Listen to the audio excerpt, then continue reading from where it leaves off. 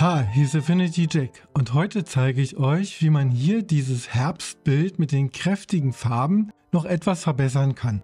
Es sind hier heute nicht die einzelnen großen Effekte zu erwarten, sondern eine Optimierung der vielen Kleinigkeiten. Um später besser den Vorher-Nachher-Effekt zeigen zu können, dupliziere ich mal die Ausgangsebene und mache alles nur auf dieser duplizierten Ebene. Zuerst würde ich den Filter Klarheit draufsetzen, um ein bisschen Nachschärfen zu erreichen und gleichzeitig ein paar Kontraste und so ein bisschen Farbkomprimierung reinzubringen. Also nehme ich hier mal den Live-Filter Klarheit und gucke jetzt mal, welchen Wert dieses Bild hier so verkraftet. Also ich gehe mal erstmal hoch ran. Nein, das ist mir zu hoch. Also man sieht es ganz gut. Ich zoome mal rein. Kann man vielleicht als Maßstab nehmen, hier im Gebirge. Wenn ich hier also wieder zurückgehe, dann sieht man, wie hier Kontraste geschaffen werden und wie es nachschärft. Und meiner Meinung nach kann man hier ziemlich hoch rangehen. So würde ich den Wert mal nehmen. Die nächste Veränderung wird auch den Berg betreffen. Das ist übrigens der Watzmann in Oberbayern am Königssee. Und zwar erscheint er mir hier doch relativ blau. Also die Farbe war so, es war später Nachmittag im Herbst. Aber eventuell kann man das Ganze noch ein bisschen abflachen und mehr ins Grau hineinfärben. Dazu würde ich jetzt erstmal eine grobe Auswahl vornehmen mit dem Schnellauswahlpinsel des Berges. Das geht hier, wie man sieht, ganz schnell. Und für das, was ich jetzt vorhabe, muss die Auswahl auch nicht perfekt sein. Denn ich möchte ja das Blau ein bisschen reduzieren. Das heißt, so sehr wird sich das auf andere Bereiche gar nicht auswirken, was ich gerade mache. Und dazu nehme ich mal eine Anpassungsebene HSL. Wähle erstmal die blaue Farbe aus, gehe dann aber doch auf die Pipette. Man achte jetzt auf die Farbrange, die wird sich wahrscheinlich gleich ein bisschen verändern. Gehe hier irgendwo rein, wo ein Blauton ist. Ihr habt gesehen, es verändert sich jetzt so ein bisschen. Und wie gesagt, ich möchte ja hier weniger Blau haben. Und das erreiche ich, indem ich die Sättigung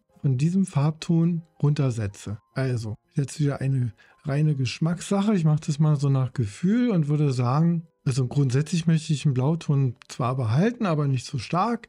Ich gehe mal bis auf diesen Wert. Dann kann ich die Auswahl wieder abwählen und habe eben beim Ranzoomen noch was gesehen. Und zwar zeige ich es euch nochmal. Ich gehe nochmal ran. Und zwar fängt es an, hier zu rauschen. Also der Berg ist sehr groß und man darf sich nicht täuschen lassen, der ist noch ziemlich weit weg. Und somit hat man natürlich viel Dunst in der Luft und automatisch entsteht dann dieses Rauschen. Das möchte ich entfernen, indem ich hier einen Live-Filter draufsetze, Rauschen entfernen. Jetzt muss man nur aufpassen, wie sehr man an diesen Reglern zieht. Also es geht hier um die Luminanz, denn gleichzeitig verliert man natürlich dann auch Schärfe. Also wie ich sehe, geht schon bei niedrigen Veränderungen geht schon das Rauschen weg. Insofern würde mir das hier reichen. Ich zeige hier gleich mal einen Vorher-Nachher-Effekt. Ich nehme ein 4K auf. Ich hoffe, man kann es auf euren Monitoren sehen, was hier dieses Rauschen ausmacht. Und ich gehe auch nochmal auf die Klarheit und hoffe, dass man das auf Anhieb auch sieht. Und ich gehe nochmal auf die Farbe und wie viel Blau wir hier rausgenommen haben. Ich gehe wieder auf volle Ansicht.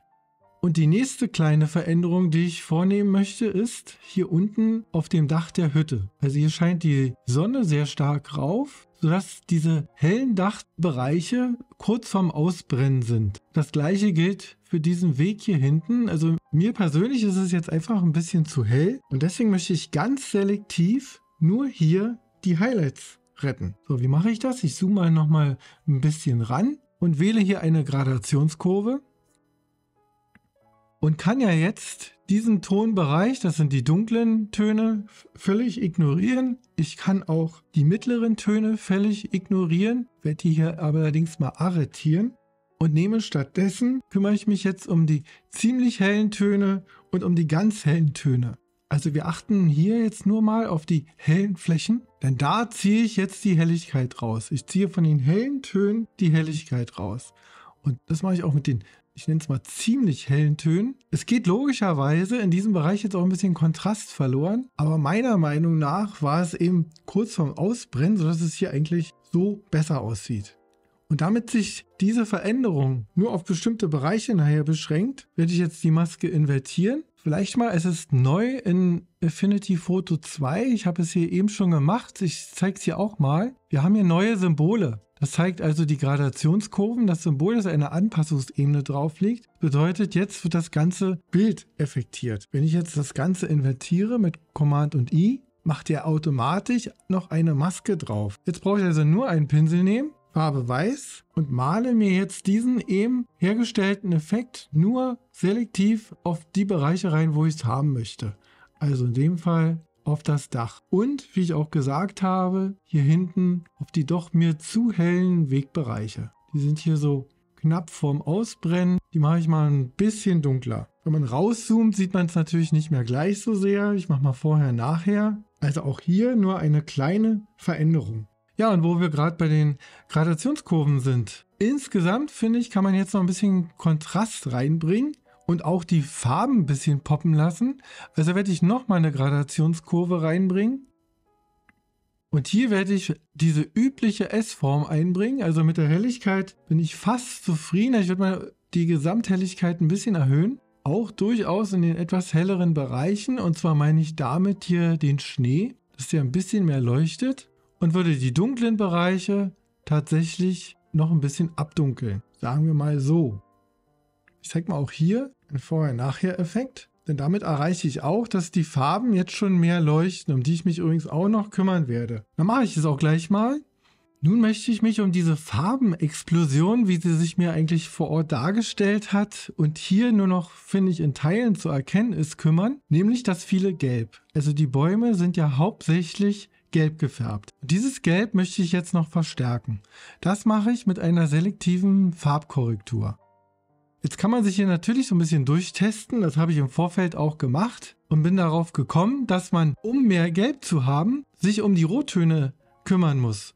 Denn das Gelb ist ja bereits drin. So, also habe ich jetzt hier die Rottöne angewählt und sage, das Cyan soll raus, das Magenta soll raus, aber Gelb möchte ich volle Pulle drin haben. Dann sieht man, wie sehr, ich mache mal vorher, nachher, das Gelb verstärkt wird. Allerdings auch in Bereichen, wo ich es nicht haben will. Und deshalb werde ich jetzt wieder die Maske invertieren und werde wie schon eben mit einem weichen, weißen Pinsel das Gelb dort reinmalen, wo ich es jetzt hinhaben möchte. Also das ist bei Weitem nicht überall. Eigentlich möchte ich nur die Farben so verstärken, wie sie ja waren. Also die noch rötlich sind, die werde ich jetzt auch nicht so sehr verändern, sondern um das Rot werde ich mich im nächsten Schritt kümmern. Also ich zeige nur erst nochmal, was ich jetzt mit dem Gelb gemacht habe. Ich finde schon, dass das Gelb jetzt deutlich leuchtet. Und jetzt werde ich mich um diese Rottöne, die sich ja hier drin auch befinden, kümmern. Und zwar in der gleichen Art und Weise, wieder mit einer selektiven Farbkorrektur.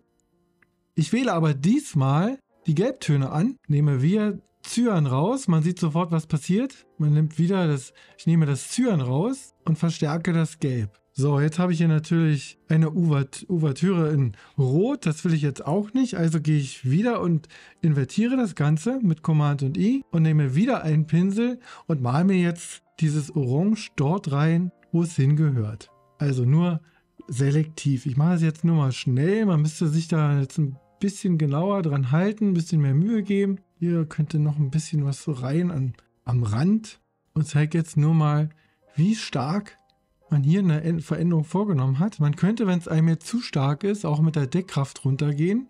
Aber da ich es nur so ein bisschen gemacht habe, bin ich der Meinung, kann es jetzt auch so bleiben. Ja, und dann finde ich, kann man die Wiese, die natürlich im Herbst nicht mehr ganz so saftig grün ist, die kann man auch ein bisschen grüner machen. Und das mache ich auch wieder mit einer selektiven Farbkorrektur. Und zwar, ihr habt es eben vielleicht schon gesehen, ich bleibe mal bei den Gelbtönen, Cyan rein. Jetzt habe ich natürlich alles in grün gefärbt, also gehe ich in gleicher Art und Weise vor, Command und I und male hier jetzt einfach so ein bisschen eine grüne Wiese hinein, damit sie nicht ganz so verbrannt aussieht. Also damit ein bisschen mehr Farben hier vorkommen. So, auch hier zeige ich mal ein Vorher-Nachher. So, es geht ja immer noch um Farben. Da finde ich, dass der Himmel zu hell ist. Insofern will ich ihn jetzt auch nicht knallig blau machen, aber so ein bisschen blauer schon. Dazu mache ich mal eine schnelle Auswahl von dem Himmel. Da muss ich auf diese Grundebene gehen, mache einen schnellen Auswahl. Da hier starke Kontrastgrenzen sind, findet er das auch sofort. Hier drin sind zwar auch noch lauter blaue Töne, aber so genau müssen wir jetzt gar nicht vorgehen. Das wird man gleich sehen. Also damit wähle ich jetzt HSL an. Das Blau, was ja hier ganz schwach drin ist, ist schon markiert und achte auf die Farbrange. Gehe aber nochmal auf die Pipette, gehe hier rein. Die Farbrange passt sich entsprechend an. Und jetzt gucke ich mal, wenn ich das Ganze verschiebe, müsste sich auch die Farbe leicht ändern. Würde ich durchaus bis zu diesem Wert so etwa gehen. Das ist eine reine Geschmacksfrage. Ich würde die Sättigung hochsetzen. Mache ich es mal so. Und gleichzeitig alles ein bisschen dunkler ziehen. So, und damit erreicht man so ganz subtil mehr Blau. Ich wähle das Ganze mal ab und zeige mal, was ich jetzt hier mit dem Himmel gemacht habe. Also ich habe ihn behutsam verbessert. Man könnte ihn auch knallig blau machen, aber in diesem Video geht es mir nicht um die knalligen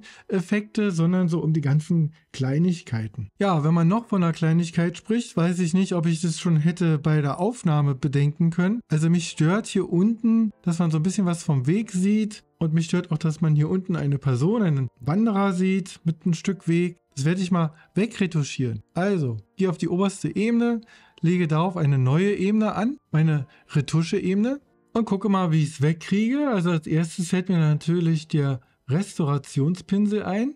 Dazu muss ich hier oben das Ganze ändern auf aktuelle Ebene und darunter. Und gehe jetzt einfach mal hier drüber und mal gucken, was Affinity Photo macht. Na wunderbar. Vielleicht ist mir hier ein bisschen zu viel gelb, aber so gefällt mir das. Mal gucken, ob das Affinity Photo hier unten auch hinbekommt. Es könnte ein bisschen schwieriger werden.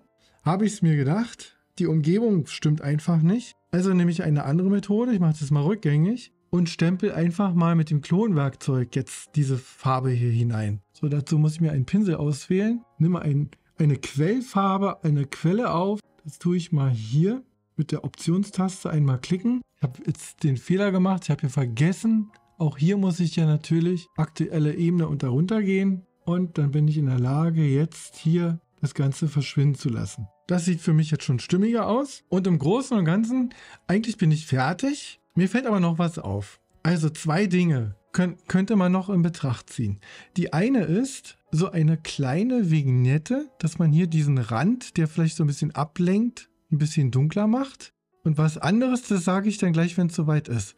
Also, ich mache jetzt mal einen Screenshot, sichtbare zusammenlegen, nenne diese Ebene Dodge and Burn und nehme hier das Nachbelichten, also Burn Werkzeug. Lass mal gucken, welche Deckkraft. Auf jeden Fall, dass ich einen weichen Pinsel habe, damit man den Effekt nicht zu gefaked wahrnimmt. Und dann würde ich mal hier die Kante so ein bisschen dunkler machen, damit man da gar nicht so sehr hinguckt. Man guckt ja immer mehr zum Licht. Und hier ist zwar schön eigentlich, diese Farben, aber auch kann auch ein bisschen ablenken. Also, das ist das Erste, was ich hier machen würde.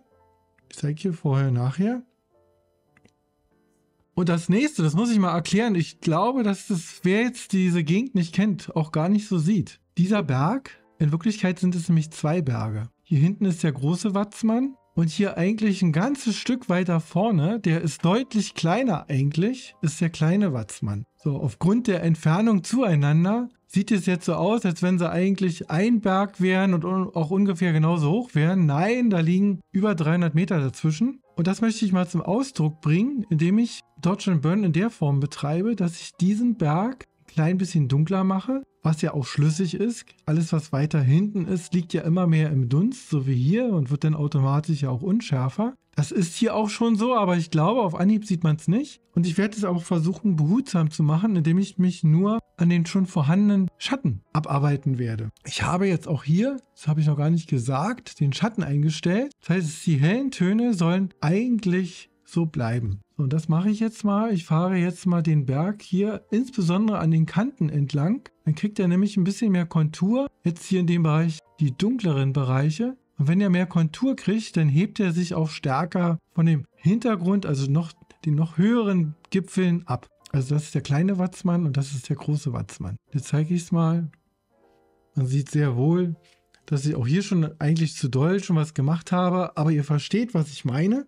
So, und jetzt würde ich euch mal zeigen, was wir eigentlich alles schon so erreicht haben mit den vielen kleinen Schritten. Und deswegen habe ich diese zweite Ebene gemacht. Ich mache das alles mal rückgängig und setze jetzt die ganzen Effekte wieder rein.